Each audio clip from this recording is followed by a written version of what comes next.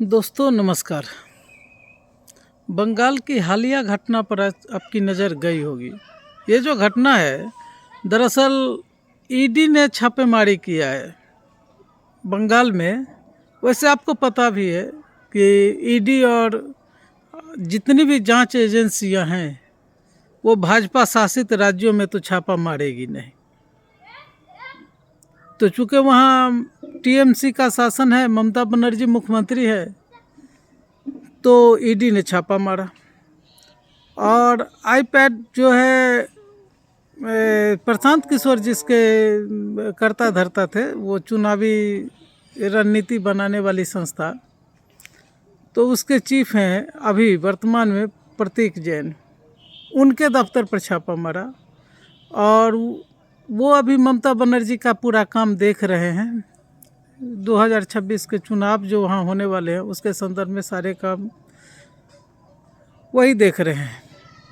ममता बनर्जी ने ईडी के छापेमारी को देखते हुए, जब उनको पता चला कि ईडी छापेमारी कर रही है, ममता बनर्जी पहुंच गई, छापेमारी स्थल पर पहुंच गई। देश की जाबाज महिला मुख्यमंत्री है, वो पहुंच गई और ईडी से वो सारे फाइल उन्होंने छीन लिया, जब्त कर लिया। जो फाइल वो ले जा रहा था ईडी, जिस पर जांच उच करके जो भी फाइल तैल उसको बचा था वो ले जा रहा था। और ममता बनर्जी बहुत गंभीर आरोप लगाई हैं। उन्होंने कहा है कि उनके पास उनके पार्टी के से जुड़े हुए जो महत्वपूर्ण दस्तावेज थे, जो चुनावी रणनीतियों से संबंधित दस्तावेज थे, कहाँ से कौन कैंडिडेट खड़े किए जाएंगे, वो कैंडिडेट की जो सूची थी, ये सारी चीज़ें ईडी यहाँ से चुरा कर ले जा रही थी। चुरा कर क्या, ईडी छापेमारी करके और उन चीज़ों पर को वहाँ से ले जा रही थी ताकि चुनाव में ममता बनर्जी को हराया जा सके। इस देश के लोकतांत्रिक व्यवस्था में एक बात तो अब जनमानस में आम हो गया है, सारे लोग ये मानने लगे हैं कि फ्री एंड फेयर चुनाव अब नहीं हो रहा है। और इस तरह से एजेंसियों का दुरुपयोग अगर सरकारें करने लगे तो लोकतंत्र की जड़ें हिल जाएगी। और मोदी जी को उन्होंने एड्रेस किया है ममता बनर्जी ने, और ये कहा है कि अपने गृह मंत्री को संभालिए, कंट्रोल में रखिए, ये नॉटी हरकत है और ऐसी हरकतें ना हो, ये आप सुनिश्चित कीजिए कि भाई उनका वोट का अधिकार जो है, जनतंत्र में अगर जीत हार होती है तो जनता के वोट से होती है, और जनता के वोट से जीत हार नहीं होकर सिस्टम से आप कहीं से चोरी छिपे ऐसे अगर जीतना हारना और लोकतंत्र को इस तरह से अगर चलाना शुरू कीजिएगा तब तो लोकतंत्र बचेगा नहीं।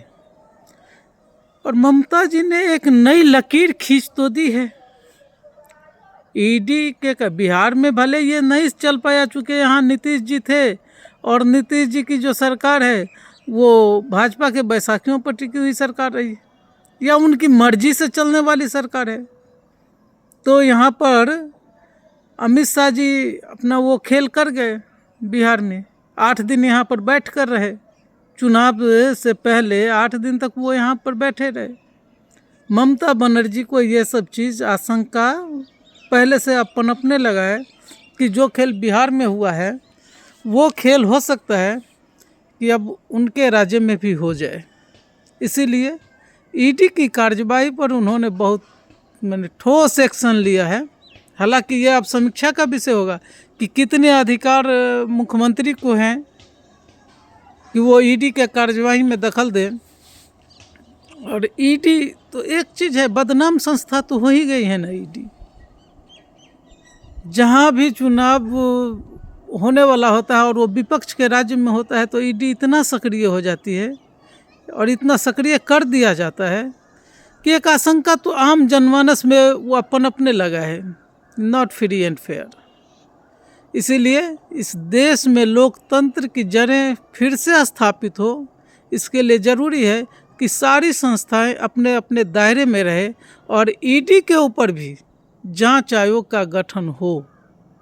उसके भी कार्यशैली का समीक्षा हो, तो ये ज़रूरी चीज़ है।